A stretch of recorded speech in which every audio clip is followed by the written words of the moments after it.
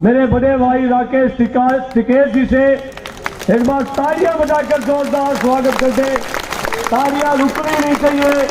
हरियाणा नहीं पूरे देश और यूपी नहीं पूरे देश के अंदर जिन्होंने किसान की अलग जगा दी, मेरे बड़े भाई राकेश टिकेत जी। किसान एकता, किसान एकता।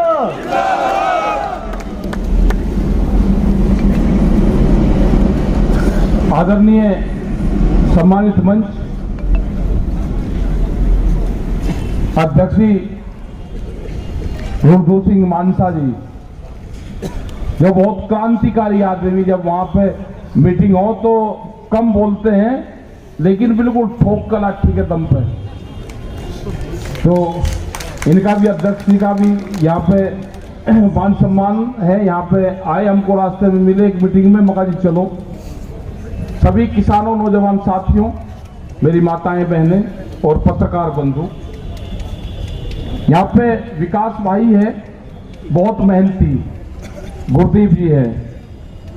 यहाँ पे मान साहब है, जोगिंदर मान, जो बहुत क्रांतिकारी, इनके पिताजी, उनके साथ में काम करने का, घासीराम नैन जी के साथ में काम करने का मौका मिला।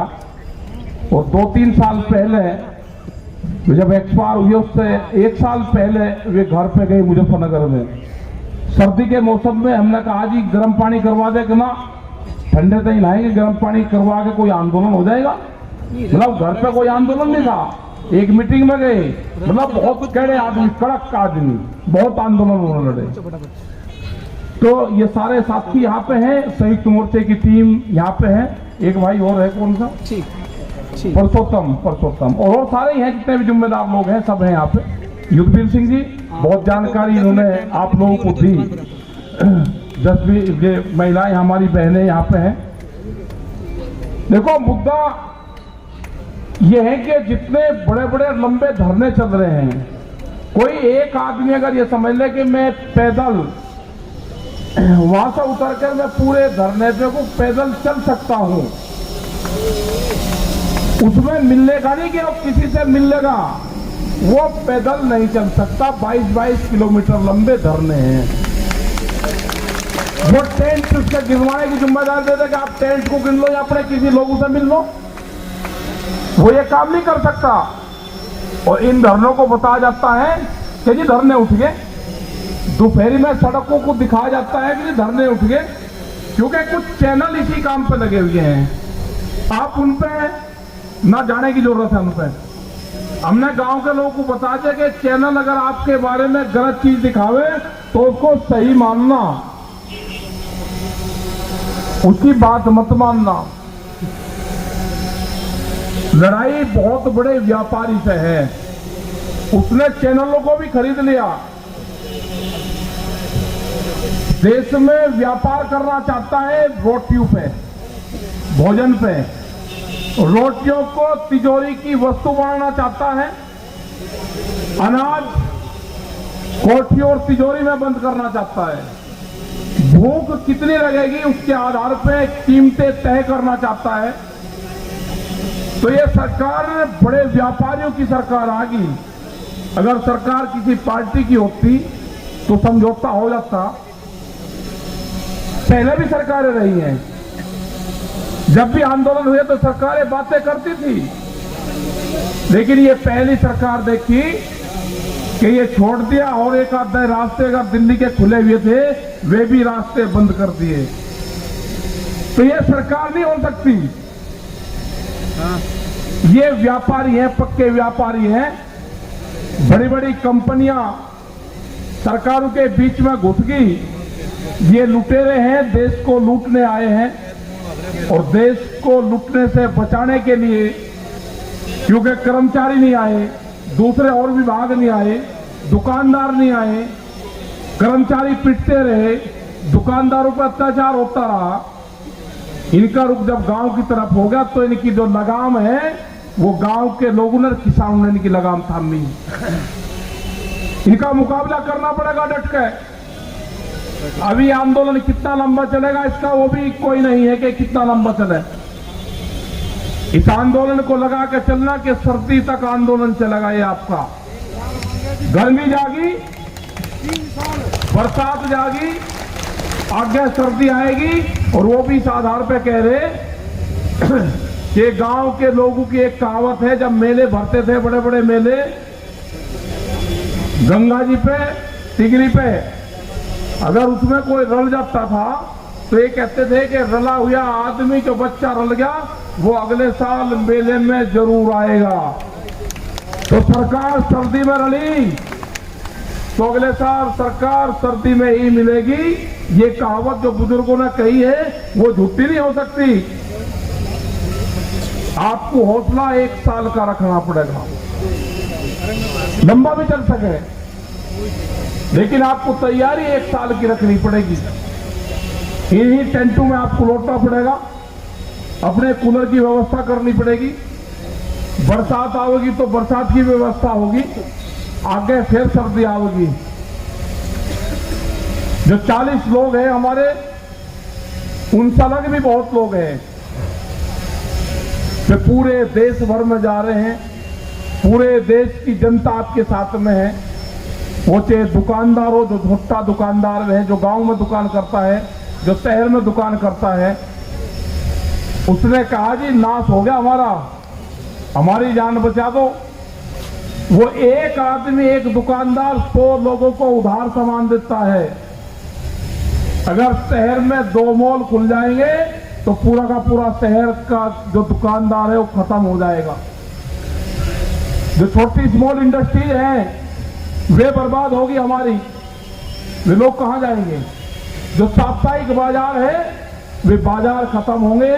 4.5 करोड़ लोग हैं वे जो साप्ताहिक बाजार में अपना गुजारा बसर करते हैं, जिनके पास में बिजली का कनेक्शन नहीं है, जिनके पास में दुकान नहीं है। वे सस्ता माल खरीदते हैं तो जनता को सस्ता माल देते भी है, पब्लिक को।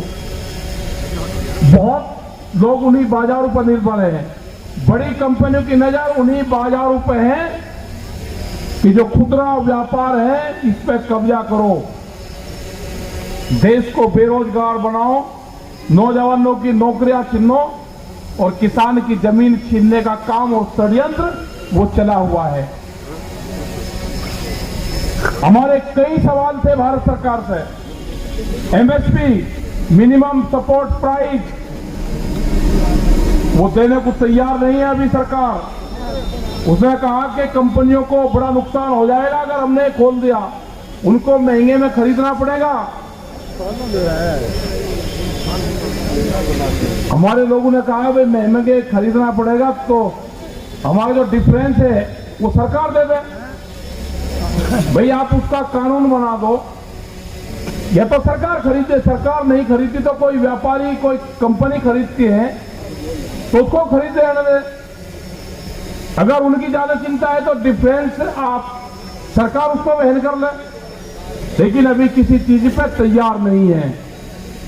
ये लड़ाई लंबी चलनी पड़ेगी। 3 कानून है, वे वापसी नहीं होंगे तो घर नहीं जाएंगे। ये पूरा नारा उसी दिन लग चुका था। 3 बिल वापसी होंगे, एमएसपी पे कानून बनेगा, अपने फसलों को हम एमएसपी से कम पे नहीं बेचेंगे। ये हो गया है तय कुछ जगह। आगरे के अंदर अभी 3 दिन पहले एक किसान गेहूं की फसल लेकर गया, उसका रेट लगाया 1600 रुपया क्विंटल। उसने कहा कि एमएसपी से कम पे नहीं दूंगा, 1975 से कम पे मैं अपना गेहूं नहीं बेचूंगा। उसने रोड़ा रुपा करा, अधिकारी आए तो उसका उसी रेट पे उसकी खरीद हुई। मंडी का मतलब पूरे देश में मंडी का मतलब एमएसपी नहीं है। पूरे उत्तर प्रदेश और दूसरी जगह तो मंडियों में उसके नीचे पे खरीद होती है। पंजाब और हरियाणा को छोड़ देंगे, और वो भी 2 फसलों को। उस अलग तो अगर मक्का की फसल है, बाजरे की है तो वो सस्ते में बिक रही। तो जब ये कानून बन जाएगा तो उसके नीचे पे फसल नहीं बिकेगी। ये आंदोलन है। 3 बिल वापसी होंगे, ये आंदोलन है। बिजली अमेंडमेंट बिल 2020, उस पर सरकार ने कहा कि हम इसको ले लेंगे वापसी, लेकिन कोई कागज पत्तर उसका भी नहीं है। इनमें समझौता नहीं होता तो समझौता उसमें भी नहीं होता। अगर किसी के पास में 2 पशु होंगे तो कॉमर्शियल कनेक्शन उसको लेना पड़ेगा अपने घर पे ही। बीज कानून आ रहे हैं, इसके अलग भी बहुत कानून आ रहे हैं। बीज विधेयक जो बिल है वो आ रहा है। बीज पुलिस बनेगी, वो देखेंगे कि खेत में क्या पूरा। अगर कोई किसी कंपनी का बीज आपके खेत में निकल गया तो मुकदमे दर्ज होंगे। पंजाब में ये हुए भी हैं। आलू की किसी ने वैरायटी लगा दी गुजरात में, उसके ऊपर मुकदमे दर्ज हुए। 10 साल पुराना ट्रैक्टर अब आप नहीं चला सकते। ये देश में कानून आ गया है, एनजीटी का कानून है ये, कि 10 साल पुराना पंपिंग सेट, गाड़ी और ट्रैक्टर अब आप नहीं चला सकते। आप इलीगल रूप से उसको चला रहे हैं, आप उसको बेच नहीं सकते। उससे कोई एक्सीडेंट कोई हो जाए तो उसका इंश्योरेंस नहीं है। तो कितने लोग होंगे कि 10 साल में ट्रैक्टर बदल देंगे। तो ये जो सारे कानून आ रहे हैं, ये खेती को छीनने के कानून है। आपकी जमीनों पे उनकी नजरें हैं कि आपको भाव ना दे, इस तरह के कानून लगाते कि किसान अपनी खेती बाड़ी छोड़कर ये कंपनी को दे दे। वो कौन सा फार्मूला है कि हम अपने खेत में खुद काम करते हैं, मजदूरी करते हैं, हमको नुकसान है। बड़ी बड़ी कंपनी आएगी, उनके बड़े बड़े अधिकारी आएंगे, वे कर्मचारी वे खेती में काम करेंगे, उनको फायदा होगा। हमने सरकार को कहा है कि उन मास्टरों से हमको भी मिलवाओ, जो खेती के जो मास्टर हैं, जो गणित के टीचर हैं, उनसे हमको भी मिलवा दो कि कैसे लाभ होगा। बहुत लोग कहते हैं जी कानून से लाभ बहुत होगा। भाई कौन आदमी है वे, हमको भी मिलवा दो। जो टेक्नोलॉजी है हम तो उसकी जानकारी कर लेंगे। अभी लड़ाई लंबी होगी, सवाल बहुत हैं। सरकार मिल नहीं रही। सरकार पिछले 1.5 महीने से गायब है। सरकार दिल्ली छोड़कर कहीं भागी। और ये पता चला कि जब गद्दड़ के दिन आते हैं ना, वो खेत छोड़ के गांव की तरफ को जाता है। सरकार भी दिल्ली छोड़ के गांव की तरफ को जा रही। गांव वाले लाठी लेकर बैठे, न सरकार दिल्ली में है न सरकार गांव में है। सरकार कहां गई? सरकार गई है बंगाल। बंगाल में भी हमारे लोग जा रहे हैं, रुल्डू मानसा जी जा रहे हैं अपना लठोड़ा लेकर बंगाल में भी जाएंगे। सरकार को बंगाल से भी जाएंगे, उनको जाना पड़ेगा। बंगाल से भी पूरे देश में जाएंगे, 40 के 40 लोग जाएंगे।